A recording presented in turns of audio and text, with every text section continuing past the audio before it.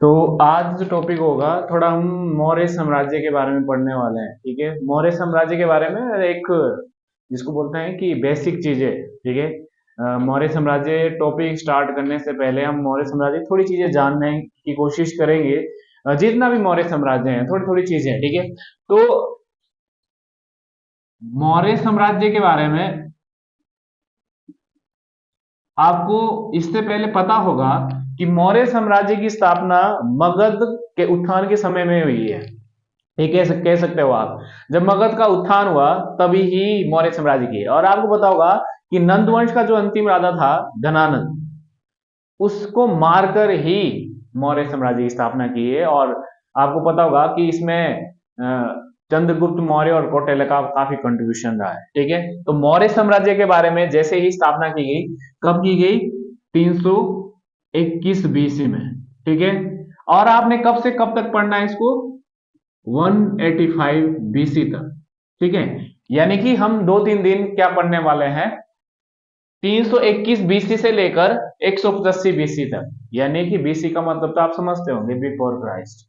ठीक है, अभी तक एडी स्टार्ट नहीं हुआ है। अब जब हम इस चीज, जैसा आपको पता होगा कि जो इसकी स्थापना की गई है वो किसने की है? चंद्रगुप्त मौर्य ने। ठीक है, चंद्रगुप्त मौर्य ने किसको मारकर? धनानंद को मारकर। और धनानंद कौन है? नंद वंश का अंतिम शासक। ठीक है जी, ये आपको इस चीज के बारे में थोड़ा बहुत पता होना चाहिए। अब याद रखना कि जो आपका जो मौर्य वंश था, ठीक है, आपका जो मौर्य वंश था, ठीक है, वो आपका,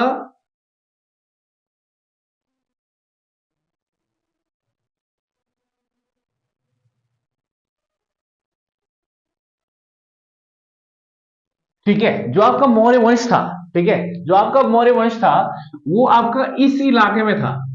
अब क्या होगा, जैसे ही मौर्य साम्राज्य की स्थापना होगी, चंद्रगुप्त मौर्य जब बनेगा, तो वो किस किस इलाके को जीत जाएगा? इस इलाके को पूरे इसके कंट्रोल में आ जाएगा। ये इतना इलाका उसके कंट्रोल में आ जाएगा, ये याद रखना।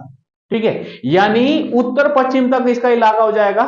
यानी कि अभी तक कहां पे शासन है? इस इलाके में, सिर्फ एक बिहार के इलाके, यूपी के इलाके। अब इसका साम्राज्य क्या हो जाएगा? पूरे इलाके में। कैसे कैसे होगा? जो कि आपको पता होगा कि अशोक भी था। अशोक ने तो ये वाले इलाका भी जीत लिए थे, नीचे वाले इलाके भी। ठीक है, तो उस चीज के बारे में पढ़ने वाले हैं। तो इसका मतलब ये है कि मौर्य साम्राज्य इस एरिया में रहेगा। ठीक है, ये वाले चीजें पढ़ने वाले हैं आप।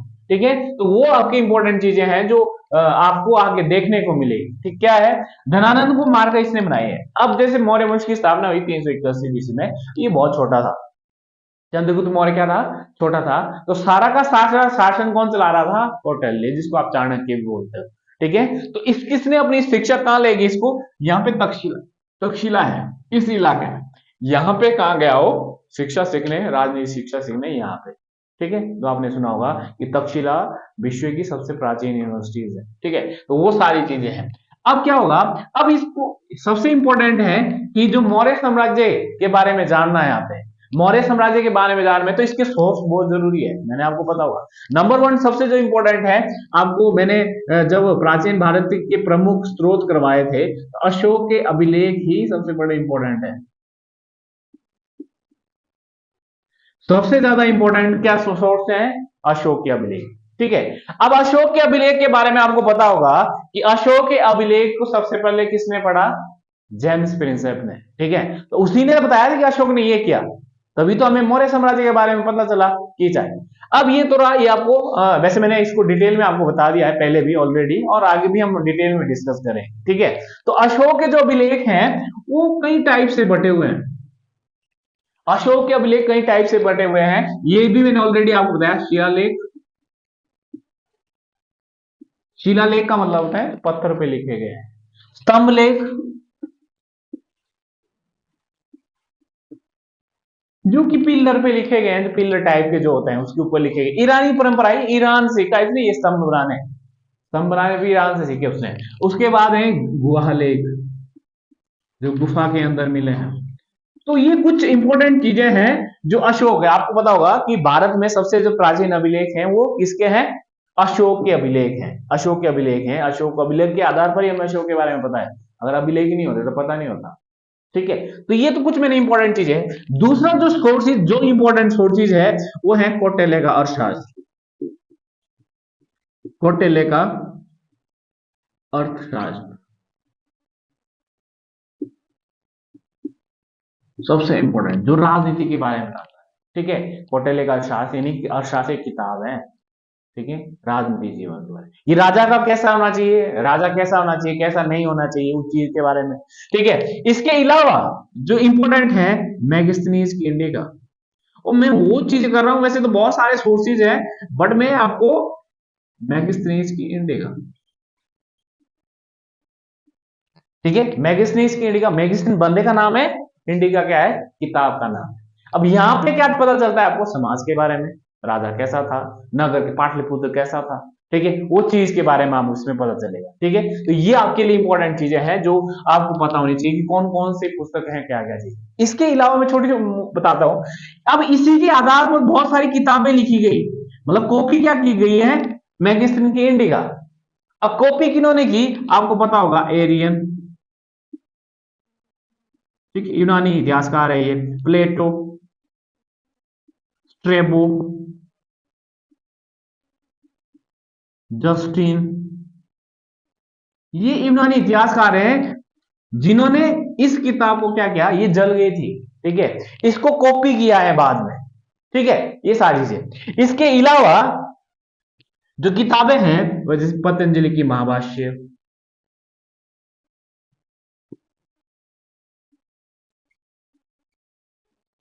पतंजलि की महाभाष्य, आपको पता कि ये पता होना चाहिए कि पतंजलि किसकी किताब है, ये आपको पता होना चाहिए, पहले तो ये पता होना चाहिए पतंजलि की महाभाष्य। ठीक है, ये पता है मैगजीन की कौन सी किताब है, कौटिल्य की कौन सी किताब है। ठीक है, ये आप, वैसे हम इसको डिटेल में करने वाले, मैं आपको थोड़े बहुत ये बताने वाला हूँ कि सामान्य चीजें क्या है, जानकारी जो आपको पता होनी चाहिए कि क्या क्या चीजें एग्जाम के पॉइंट ऑफ व्यू से मौर्य साम्राज्य में पढ़ते क्या है आप, थोड़ा एक माइंड में वो तो होना चाहिए ना कि क्या पढ़ रहे हो आप, क्या पढ़ना है आपने। ठीक है, वो सारी चीजें। इसके अलावा जो अन्य है वो मैं ऐसे ही बता देता हूं आपको, अन्य जैसे कि महावंश, दीपवंश, ठीक है, बौद्ध धर्म की किताबें हैं। ठीक है, विशाखा दत्त का मुद्रा राक्षस आपने किताब सुनी होगी। ऐसी बहुत सारी किताबें हैं, जैसे आपने पुराण में मैंने आपको लिखाया था सोर्सेज में, विष्णु पुराण मौर्य साम्राज्य से रिलेटेड है। ठीक है, तो विष्णु पुराण में भी बताते हैं कि ये सारी, तो ये कुछ ऐसे सोर्सेज है। हाँ, एक सोर्सेज बहुत इंपॉर्टेंट है, और जो सोर्सेज है जो आर्थिक जीवन के बारे में बताता है, जैसे आपने सुना होगा सोहगारा, सोगोरो भी बोलते हैं, महास्थान, ये बताते हैं आर्थिक जीवन, भाई कितना टैक्स लेता था राजा। ठीक है, तो वो सारी की सारी चीजें हैं जो मैं आपको थोड़ी सी बेसिक चीजें बता रहा हूँ, वैसे हम डिटेल में पढ़ने वाले हैं इस चीज के बारे में, आपको थोड़ा पता तो होना चाहिए कि पढ़ना क्या है आपने। ठीक है, ये सारी चीजें, तो ये तो रहा सोर्सेज के बारे में। अब राजा कौन से पढ़ने वाले हैं, ठीक है, यानी मौर्य साम्राज्य में राजा कौन कौन से थे, इंपॉर्टेंट। अब राजा कौन से, एक तो आप चंद्रगुप्त मौर्य के बारे में पढ़ने वाले हैं, ठीक है, जो कि मौर्य साम्राज्य का संस्थापक था। एक इसका बेटा था बिंदुसार, उस चीज के बारे में पढ़ने वाले हैं आप।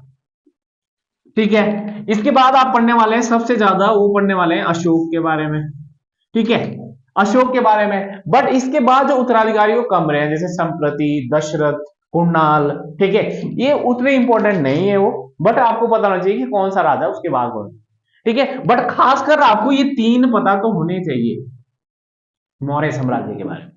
ठीक है, खासकर किसके बारे में, अशोक के बारे में। अशोक के अभिलेख, उसने कलिंग का युद्ध लड़ा था, ये आपको पता होगा। अशोक बोलते हैं कि अशोक ने बहुत सारे भाइयों को मार दिया था। अशोक को माना जाता है कि अशोक ने अभिलेख चलाए थे। अशोक ने इसने बौद्ध धर्म अपनाया था। वो क्या था, धर्म क्या होता है, धर्म क्या होता है, वो चीजें आपकी इसमें पढ़ने वाले हैं। ठीक है, जो आपके इंपॉर्टेंट है, अशोक के अभिलेख, अभिलेख कौन कौन से हैं, किस अभिलेख में क्या वर्णन है, साथ में चंद्रगुप्त मौर्य के बारे में, क्योंकि जो मैंने बताया कि चंद्रगुप्त, याद रखना, चंद्रगुप्त जैन धर्म का अनुयायी था। मैंने आपको पिछली क्लास में बताया था ना कि सलेखना पद्धति, तो इसी ने तो सलेखना पद्धति से इसकी डेथ हुई है, चंद्रगुप्त मौर्य की। अब इसके दरबार में यूनानी भी आया, जब इसने शादी की तो इसके साथ कौन आया था, मैगस्थनीज आया था। ठीक है, मैगस्थनीज ने कौन सी किताब लिखी, इंडिका लिखी। ठीक है, उसके बाद बिंदुसार, बिंदुसार आता है, और बिंदुसार बोलते हैं कि बिंदुसार ने आजीविक संप्रदाय अपना लिया था। आजीविक संप्रदाय मतलब जो जैन धर्म से अलग हुई है। मैंने कल ही बताया था कि जो जैन धर्म से अलग से एक संप्रदाय होता है जिसको बोलते हैं आजीविक संप्रदाय, मक्खली पुत्र गौशाल, तो उस चीज को मानता था ये बिंदुसार। बिंदुसार को ये भी माना जाता है कि इसकी सर्जरी हुई थी, ठीक है, इसकी सर्जरी हुई थी, इसके बारे में ये सारी चीजें आपको पता चलेगी। अब इसका बेटा, आपको बताओ, इसका बेटा अशोक था और एक और था संप्रति। संप्रति सबसे बड़ा बेटा था मतलब इसका, और आपको पता होगा कि उत्तराधिकारी का युद्ध लड़ा जाता है, जिसमें कि इसमें ये अपनी काबिलियत दिखाता है, जिसके कारण वो राजा बन जाता है। क्योंकि अधिकतर राजाओं में क्या है कि आने वाले टाइम में जो बड़ा बेटा होगा वो ही राजा बनेगा, ठीक है। बट उत्तराधिकारी का युद्ध लड़ने के वजह से अशोक उसमें जीत गया, जो कि आपने देखा होगा कि तक्षशिला भेजा था उसको, वहां पे ये सारी चीजें विद्रोह हुआ था, ठीक है। तो उसके बोलते हैं कि इसके बाद इसके पुत्र, इसकी मतलब बहुत सारे इसने पुत्रों को मार दिया था, और बाद में जब कलिंग का युद्ध हुआ उसमें इस इतना इफेक्ट पड़ा कि इसने एक बौद्ध धर्म अपना लिया, बौद्ध धर्म अपना लिया, और उसने बहुत अच्छे अच्छे काम किए, ठीक है। तो आने वाले टाइम में उत्तराधिकारी जिसके हैं वो क्या नहीं जाते हैं, कमजोर नहीं जाते हैं, जो कि मैंने बताया कि ये जानने के, ये सारी चीजें जानने का सोर्सेज क्या है, ये इसके स्रोत हैं, ठीक है, अभिलेख है, इसमें हम डिटेल में डिस्कस। मैं फिर भी बोल रहा हूँ कि मैं वो चीजें बता रहा हूँ आपको जो एक बेसिक चीजें हैं मौर्य साम्राज्य के बारे में, ठीक है, जो आपको आनी चाहिए, ठीक है, तो वो चीज के बारे में ये सारी चीजें हैं। अब जो इसमें हम पढ़ने वाले हैं आने वाले इसमें, वो पढ़ने वाले हैं प्रशासन के बारे में। इसके बाद जो टॉपिक रहेगा वो प्रशासन के बारे में रहेगा, ठीक है, प्रशासन के बारे में रहेगा। प्रशासन चाहे वो राजनीतिक हो, सामाजिक हो, आर्थिक हो, धार्मिक हो, चाहे आर्किटेक्चर हो। अब अगर आप राजनीतिक जीवन पढ़ रहे हो तो आपको जानना पड़ेगा कौटिल्य को, कौटिल्य के किताब को जानना पड़ेगा आपको, यानी कौटिल्य की किताब को पढ़ना पड़ेगा। उसमें क्या क्या कहा गया है। अब उसमें क्या तीर्थ क्या होते हैं, उसने ये शब्द यूज किया है। उसने अध्यक्ष कितने थे वो यूज किया गया है, और कौन कौन से वो अध्यक्ष थे उस चीज के बारे में आपको पता चलेगा, ठीक है। तो वो सारी की सारी चीजें हैं जो इसमें। इसके अलावा आप पढ़ने वाले हैं सामाजिक जीवन।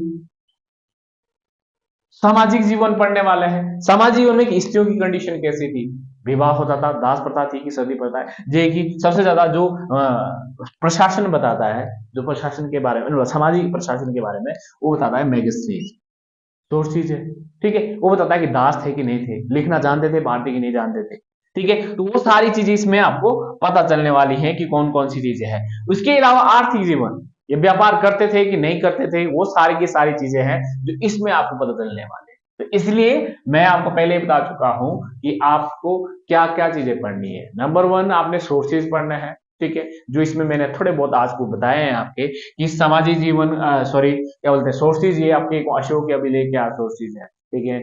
आपका विशाखादत्त का मुद्रा राक्षस, मैगस्टीनियस की इंडिका, खासकर ये आपने किताबें तो पढ़नी है, बट आपने ये सारी चीजें भी पढ़नी है, ठीक है। इसके बाद मैंने क्या बताया कि इसके बाद आपने राजाओं के बारे में पढ़ना, जिसको आप राजनीतिक जीवन भी कह सकते हो, कि किस राजा ने क्या काम किया, उसका बिहेवियर कैसा था, ठीक है, वो सारी की सारी चीजें इसमें पढ़ने वाले हैं।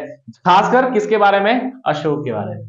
अशोक के बारे में कम से कम एक दो टॉपिक तो है ही है, दो टॉपिक तो है, बहुत इंपॉर्टेंट है, ठीक है। तो अशोक ज्यादा फोकस रहेगा एक तरफ से जो आपने पढ़ना है, इसमें से काफी क्वेश्चन आते हैं, ठीक है। तो वो सारी चीजें हैं अशोक के बारे में, उसके उत्तराधिकारी कौन कौन से थे, वो सारी चीजें हैं। और एक तो अशोक के जीवन के बारे में ही क्वेश्चन है, ठीक है, एक टॉपिक मतलब पूरा लेक्चर है, और एक इसके अभिलेख के बारे में लेक्चर है, यानी अशोक के बारे में 2 लेक्चर है, बहुत इंपॉर्टेंट है, ठीक है। तो वो सारी चीजें हम पढ़ने वाले हैं अशोक के बारे में, ठीक है। तो ये आपको आने वाले टाइम में पता चलेगा कि क्या क्या चीजें हैं।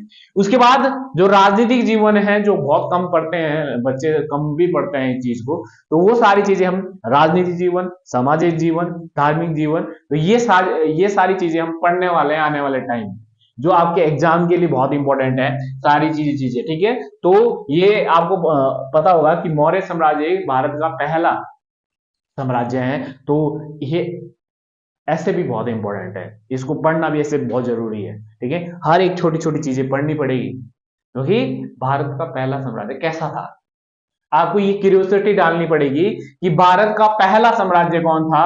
अशोक द ग्रेट जो आज आप तिरंगे में लगाते हो, ऐसा क्यों है कि उसने अशोक तिरंगे हमें इसको अपना लिया है, ठीक है, तो वो सारी चीजें पढ़ेंगे। तो आज के लिए आपके लिए इतना ही, ठीक है। तो ये आपको थोड़ी बहुत इसके बारे में जानकारी होनी चाहिए।